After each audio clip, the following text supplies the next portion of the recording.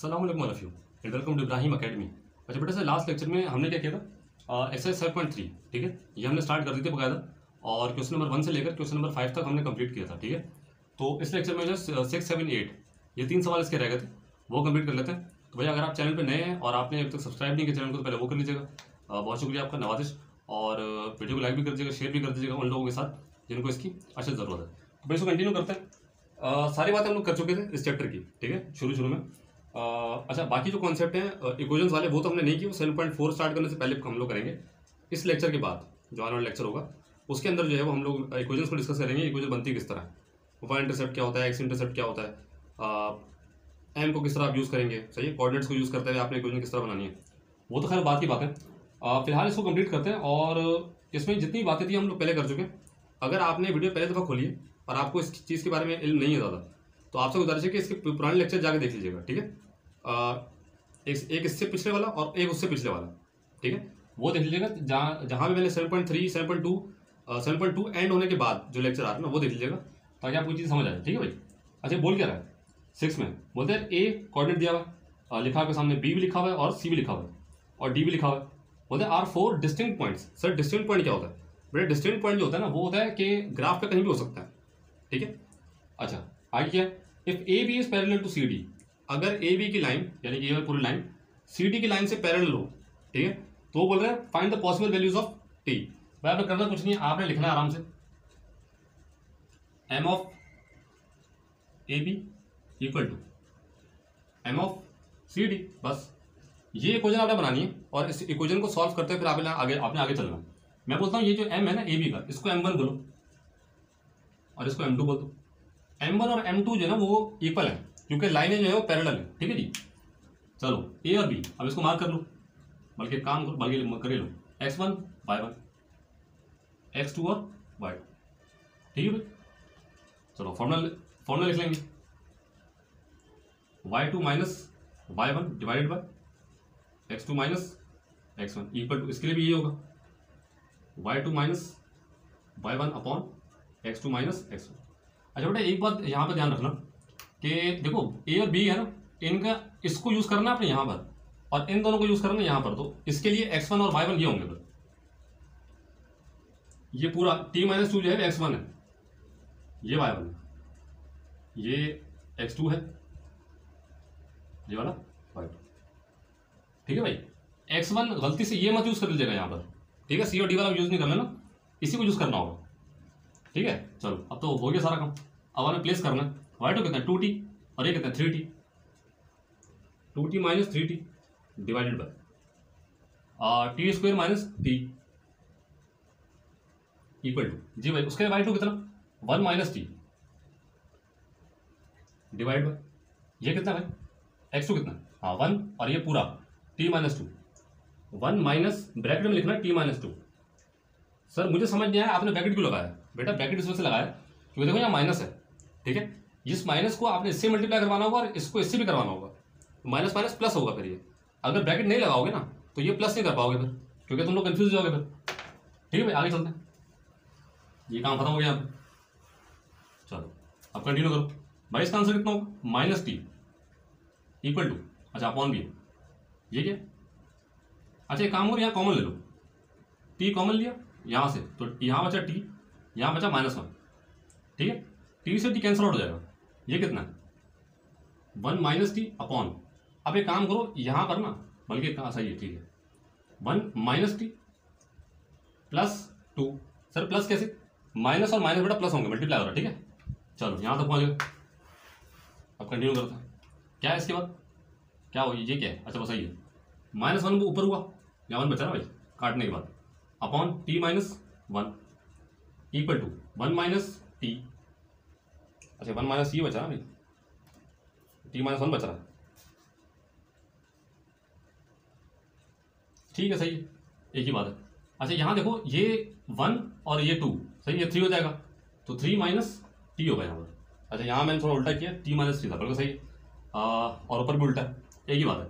अच्छा अब आपने करना क्या है, आपने अब क्रॉस मल्टीप्लिकेशन करनी है, ये वहाँ पर यहाँ पर -1 into 3 minus T equal to 1 minus T का ब्रैकेट इंटू t-1 का ब्रैकेट, ठीक है बेटा। -3 और ये -3 से मल्टीप्लाई होगा तो +t हो जाएगा। ये क्या है 1 t t, प्लस के अंदर मसला होता है। 1 -1 1 इंटू -1 माइनस और प्लस माइनस हुआ t² हो जाएगा ये। अच्छा -t और -1 मल्टीप्लाई हो रहा है तो +t हो जाएगा। मैं फिर बता रहा हूँ ये माइनस और सॉरी ये प्लस के साइन में और टी में आपने फर्क रखना है भाई, सही है। प्लस का साइन टी की तरह दिखता है, इसी वजह से इस तरह के सवाल देता है वो आपको कंफ्यूज करने के लिए, ठीक है भाई। तो ये जरा थोड़ा ध्यान रखना, वरना यहाँ कंफ्यूज हो गया तुम लोग जो है प्लस को टी समझ लोगे और टी को प्लस समझ लोगे तो पूरा सवाल गलत हो जाएगा। अच्छा अब एक काम करो, इस t² को यहाँ ले आओ, बल्कि सबको यहाँ ले आओ, ये यहाँ। अच्छा एक मिनट, आपको सॉल्व नहीं हो रहा? हाँ टी और टी सॉल्व हो रहे हैं, 2t हो जाएगा, यहाँ पे सॉल्व कर लो पहले। Is equal to -t² plus 2t -1, ठीक है भाई। अब कुछ सॉल्व नहीं हो रहा तो अब इन सबको यहाँ ले आए। चलो शिफ्टिंग करते हैं, ये वहाँ आएगा प्लस हो जाएगा t²। अच्छा ये जो था ये t ये ऑलरेडी मौजूद था सॉरी यार, ये इधर ले आए -2t हो जाएगा, ठीक है। -3 ऑलरेडी मौजूद था, ये -1 यहाँ आएगा +1 हो जाएगा इक्वल टू 0, ठीक है। अच्छा यहाँ जो चीज़ सॉल्व हो रही है वो हो रही है कुछ t²। अच्छा ये हो जाएगा -t -2 equal to 0। Cross check कर लेते हैं भाई, t² -t -2 इक्वल टू 0 बिल्कुल सही आ रहा है, ठीक है। क्रॉस चेक कर लेना चाहिए क्योंकि गलती हो सकती है, ठीक है जी। 2 1 था 2 हुआ, तो इसके जो फैक्टर बनेंगे वो बनेंगे कितने -2t + 2 sorry +t -0 equal to 0, ठीक है भाई। इसको सॉल्व करो यही पहुंचोगे। कॉमन लो, t कॉमन लिया इसमें, तो t² में से 1 निकला, यहाँ 1 बचा, -1 खत्म हो गया 2 बचा, प्लस कुछ भी कॉमन नहीं है 1 कॉमन होगा, t -2 बचा इक्वल टू 0। t +1 ये आ गई पहली पॉसिबिलिटी, दूसरा t -2 दूसरी पॉसिबिलिटी। अब सर t के 2 आंसर आ रहे हैं मुझे पता है, ठीक है बेटा, equal to 0 t is equal to -1। ये तो हमेशा करते रहे यार हम लोग, ये आप लोग रट गए हो अब तक। जो लोग जो है वो पुराने फॉलो कर रहे हैं उनको अब तक ये चीज़ें रट गई होंगी, ठीक है भाई। माइनस तो आ जाएगा प्लस हो गया, ये करना था। इसके अंदर 2 आंसर आ रहे हैं, एक -1 और एक 2। आप लोग कंफर्म कर लीजिएगा, पीछे से मैंने कर लिया, ठीक है जी। अब देख लेते हैं क्वेश्चन नंबर 7। चलिए जी क्वेश्चन नंबर 7 देख लें, ये भी आसान ही है, थोड़ा सा इसने आपको घुमा दिया और कुछ भी नहीं किया। देखो ये पहले सवाल पढ़ लेते हैं। The line joining the points A coordinate दिया हुआ, सही है, 3,3p and b 4,p² + 1 has a gradient -1। अच्छा इसको समझो जरा पहले, देखो एक लाइन है, सही है। अच्छा माइनस में तो लाइन यूँ होगी। अच्छा ये लाइन है, इसका ग्रेडियंट जो है ना, इसका जो m है वो -1 है, और ये लाइन क्रॉस कर रही है a और b को। बस यही कोई मसला नहीं है ना यार। देखो a और b जो है वो इस लाइन के ऊपर ही है, ठीक है। इसका मतलब a और b का अगर ग्रेडियंट निकालूंगा a b का मिलाकर तो लाइन का ही ग्रेडियंट होगा और वो -1 के ही बराबर होगा। तो ए बी का जो ग्रेडियंट है यानी कि m of A B will be equal to this m, ठीक है भाई, क्योंकि लाइन के ऊपर है। ये हम बहुत जो ना कर चुके हैं इसको प्रैक्टिस के अंदर। मैंने बताया था कि लाइन के ऊपर होना लाजमी होता है किसी भी पॉइंट का, 2 पॉइंट्स का, अगर वो ग्रेडियंट आपको सेम करना है तो सही। 2 पैरेलल लाइंस का ग्रेडियंट सेम होता है, और अगर 2 पॉइंट्स लाइन के ऊपर है तो उनका ग्रेडियंट निकालेंगे तो लाइन के ग्रेडियंट के बराबर ही आएगा, ठीक है। तो मैं काम करता हूँ, इक्वेशन बना लेता हूँ पहले। मैं बोलता हूँ m of A B equal to y2 - y1 upon x2 - x1। अब m ऑफ ए बी जो है वो -1 ही होगा, क्यों? क्योंकि लाइन के ऊपर। और अब आपने करना क्या, लेबल करो पहले। ये हो गया x1, ये y1, ये हो गया x2, और ये पूरे का पूरा ये y2 है भाई। p² + 1 पूरे का पूरा y2 है, ठीक है। तो लिखो y2 कितना है, p² + 1, अच्छा -3p लिख दिया, अपॉन बेटा x2 कितना है 4 और -3, ये तो 1 हो जाएगा। तो -1 इक्वल टू ये क्या है, अच्छा सही है, p² -3p अरेंज कर लो पहले, +1, ये अपॉन 1 लिखते हैं, ठीक है भाई। इसको वहाँ भेज दो, 0 इक्वल टू p² -3p + 1, ये ऑलरेडी मौजूद था, ये माइनस वहाँ गया प्लस हो गया। अब इसको लिखने का तरीका, अच्छा काम करो सॉल्व कर लो पहले। p² -3p + 2 ये आ गया ना। अब देखो यहाँ पर ना क्वाड्रेटिक इक्वेशन बन रहा है, तो उसने ये बोला find the possible values of p, यानी कि एक से ज़्यादा आएंगी। अब मुझे दिखा है क्योंकि क्वाड्रेटिक इक्वेशन है, तो जाहिर सी बात है 2 ही आएंगी। तो इसको लिखने का तरीका यूँ होगा, p² -3p + 2 = 0। एक ही बात है भाई, 0 वहाँ लिखो यहाँ लिखो एक ही बात है। आपने सारी इक्वेशन सॉल्व कर चुके हैं आप लोग यहाँ तक, ठीक है, विद रूल्स, माइनस प्लस की कोई गलती नहीं होनी चाहिए, ठीक है। यहाँ तक करने के बाद अब आप 0 को वहाँ लिखें यहाँ लिखें एक ही बात है, क्योंकि अब आपने यहाँ पे इक्वेशन को एंड कर दिया। अब आगे का काम फैक्टराइजेशन का है, ठीक है। आगे चलो, 2 × 2 हुआ तो भाई इसका जो फैक्टर बनेगा -2p - p + 2 = 0, ये बनेगा। p कॉमन लो इन दोनों में से, p - 2, सर कुछ भी कॉमन नहीं है बेटा, -1 कॉमन है, p - 2 = 0। ये माइनस मैं बहुत दफा बता चुका हूँ, 131वां लेक्चर है भाई, 131st ये वाला लेक्चर।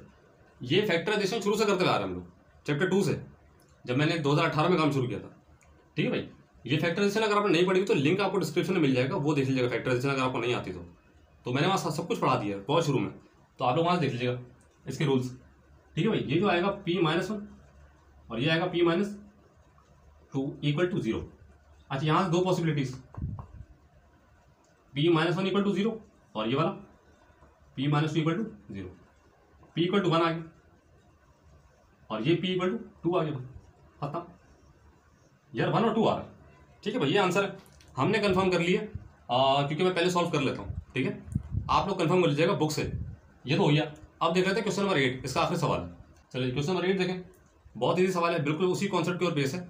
इस पूरी एक्सरसाइज के अंदर आपको कहीं उसने परेशान नहीं किया, ठीक है, क्योंकि परेशान वो आगे करेगा इंशाल्लाह, फिक्र नहीं करें। क्योंकि ये चैप्टर जो है ये बहुत लोगों को मुश्किल लगता है, क्योंकि यहाँ पे ना शुरू से तो आपकी बेस बनाता है। अगर आप ये सवालों में इस सवाल में नहीं फंस रहे तो इंशाल्लाह आगे भी नहीं फंसेंगे, ठीक है। हम कोशिश करेंगे कि आपको एक ही सवाल करवाएं, जैसे करवाते गए हैं, अल्लाह ने अगर तौफीक दी तो, ठीक है। इसको पढ़ लेते हैं यार, वही बातें कर रहा है। बोले गिवन दैट द पॉइंट्स, कौन सा भाई, A, B and C are collinear. बेटा कोलिनियर आपको मैंने बताया था कि कोलिनियर का मतलब ये है कि ये सारे के सारे पॉइंट्स एक ही लाइन के ऊपर है, सही है। ऐसे अगर वो लेक्चर आपने नहीं देखा तो यहाँ सुन लीजिएगा, A है, B है और C है, भाई तीनों एक ही लाइन के ऊपर है। यानी कि अगर मैं A, B का ग्रेडियंट निकालूं तो वही ग्रेडियंट A, C का होगा, वही ग्रेडियंट B, C का होगा, सही है, वही ग्रेडियंट। बस ये तीन ग्रेडियंट है ना, A, B, B, C और या फिर A, C, ये तीन कॉम्बिनेशन बन सकती हैं, तो ग्रेडियंट सेम होता है। अब आपने अपने हिसाब से यहाँ पे बनानी है इक्वेशन, सर कैसे बनाऊँ मुझे नहीं पता बेटा, उसी के लिए खड़ा हूँ मैं, ठीक है। अब सर देखो यहाँ पर लिखो m of AB = m of BC, बस ये बनाना था आपने, एक ही बात है ना। P और Q की वैल्यू निकालनी है, बल्कि नहीं इक्वेशन प्रूफ करना है, ये प्रूफ का आंसर नहीं पीछे, सही है। तो प्रूफ आप हम अभी हम लोग कर लेते हैं। जरा देखो यहाँ पर A और B, पहले तो फॉर्मूला लिख लो, y2 - y1 upon x2 - x1 and same for this y2 - y1 divide by x2 - x1, that's it. अब करना क्या है भाई, आपने सबसे पहले तो लेबल करो, ये हो गया x1 y1 x2 और y2। अच्छा, इसके लिए A और B के लिए ये हैं, ठीक है भाई। अब y2 क्या है, 1 और ये 4, 1 - 4, ये कितना है 6 और 2, 6 - 2 = 2। अच्छा ये देखो जरा, अब ये B और C की बात कर रहा है यहाँ पर, इसके लिए, इस फॉर्मूले के लिए, तो B तो ऑलरेडी लेबल्ड है, आपने इसको हटा के वहाँ पे x1 y1 यहाँ कर दो, ठीक है भाई। x2 y2 आपने B को बोल दिया, अब C को आप जो है वो x1 और y1 बोल रहे हैं, एक ही बात है, मसला नहीं जी भाई। इसके लिए क्या करें, इसका y2 क्या है 1 और उसका y1 कितना है q, 1 - q अपॉन 6 - p, ठीक है भाई। देख लो यार ऐसा ना हो 1 - q, और हाँ सही है, मैंने वहाँ उल्टा लिखा हुआ, बस सही हो जाएगा। लेकिन देखो इसका आंसर कितना आएगा, इसका आएगा -3 डिवाइड बाय, इसका कितना आएगा 4 = 2। अच्छा सो इसका कुछ कर नहीं सकते, 1 - q अपॉन 6 - p। अब क्रॉस मल्टीप्लिकेशन करनी पड़ेगी आपको, एक काम करो, हाँ भाई बिठा दो, चलो यार ये कितना था -3 अपॉन 4। अच्छा नहीं, एक मिनट, क्रॉस मल्टीप्लाई कर रहे हो ना, तो ब्रैकेट को वहाँ ले जाओ, स्टेप क्यों बढ़ा है, ये मान जाएगा 6 - p = 2, ये कितना भाई, ये 4 बजे मल्टीप्लाई होगा इस ब्रैकेट से, 4 × 1 - q। अब -3 × 6 -18 प्लस 3p = 4 × 4 -4q। अरे ब्लर हो रहा थोड़ा, इंक भर लेंगे थोड़ी देर, अगले लेसन में इंक भर लेंगे इंशाल्लाह। अच्छा यहाँ देखो, तुम लोगों को जो प्रूफ करने को दिया हुआ है उसमें 3p पहले है, तो वो ऑलरेडी मौजूद है यहाँ पे, तो 4q को यहाँ ले आओ। हाँ, और नंबर्स वहाँ भेज दो क्योंकि नंबर उस साइड पे 22। 3p ये प्लस यहाँ आ जाएगा 4q इक्वल टू 4, ये वाला ऑलरेडी मौजूद था, ये 18 आ जाएगा प्लस 18। ठीक है भाई, 3p plus 4q equal to 22। बेटा यही प्रूफ करने को दिया होता आपको, आप लिख देंगे हेंस प्रूफ, बल्कि हेंस लिखने दो नहीं, प्रूव हो गया भाई। ठीक है जी, यही करना था। यहाँ पे अल्लाह का शुक्र है कि हमारा जो है वो 7.3 कंप्लीट होता है यहाँ पे आज। तो आपसे गुजारिश है कि अगर आपने चैनल को सब्सक्राइब नहीं किया तो बराए मेहरबानी उसको वो कर लीजिएगा, सब्सक्राइब कर लीजिएगा, और वीडियो को लाइक भी कर दीजिएगा, शेयर भी कर दीजिएगा उन लोगों के साथ जिनको इसकी अच्छा ज़रूरत है। अब इसके अगले लेक्चर में इंशाल्लाह सबसे पहले तो इंट्रोडक्शन आपको दूंगा मैं कि इक्वेशन ऑफ अ लाइन होती क्या है, सही है, उसको निकालते किस तरह, उसमें सी क्या होता है, एक्स इंटरसेप्ट क्या होता है, वाई इंटरसेप्ट क्या होता है। ठीक है, तो इसके नेक्स्ट लेक्चर में इंशाल्लाह उसका थोड़ा सा इंट्रो वगैरह पढ़ लेंगे, और फिर हम चलेंगे 7.4 की तरफ। तो इसके नेक्स्ट लेक्चर में वो सारी बातें पढ़ लेंगे जो 7.4 के लिए ज़रूरी हैं। ठीक है, तो इसी उम्मीद के साथ कि अल्लाह ताला आपका और इस पाकिस्तान का हामी और नासिर हो। पाकिस्तान जिंदाबाद, पाक फौज पाइंदाबाद।